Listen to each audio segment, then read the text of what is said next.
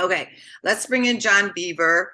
And the SVB Signature Bank mess has basically been cleared up at this juncture, John. But explain to us briefly again, just as a recap of what went wrong with the bonds that the banks were holding.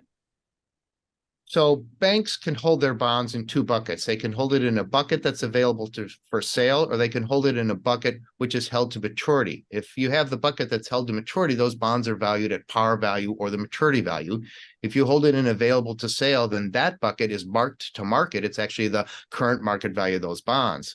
Well, Silicon Valley Bank had all their bonds on the held to maturity side. So they were being held at the full value. They were not being marked to the market. Well, that creates a problem. Suddenly you have a bunch of depositors that want their money back because they have to sell those bonds at then a loss. So that's really what happened with Silicon Valley Bank. It is pretty much an isolated situation because most banks do not manage their assets that way. Okay, now the banks reassigned. Did the banks actually have a reassignment of bonds last year? So the banks actually can move these bonds back and forth from one side to the other whenever they want to.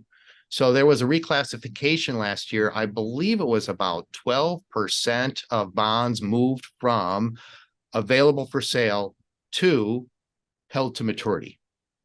What is the Fed doing now?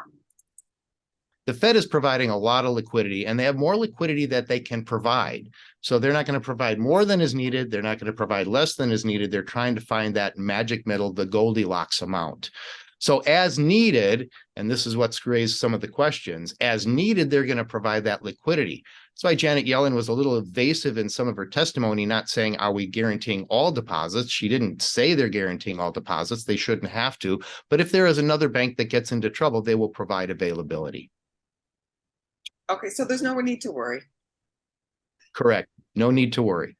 Now, this may lead to some inflation down the road. This could create more difficulties for the Federal Reserve in fighting inflation because as they provide additional reserves, and if the Treasury were to borrow some additional money, that is going to create additional inflation.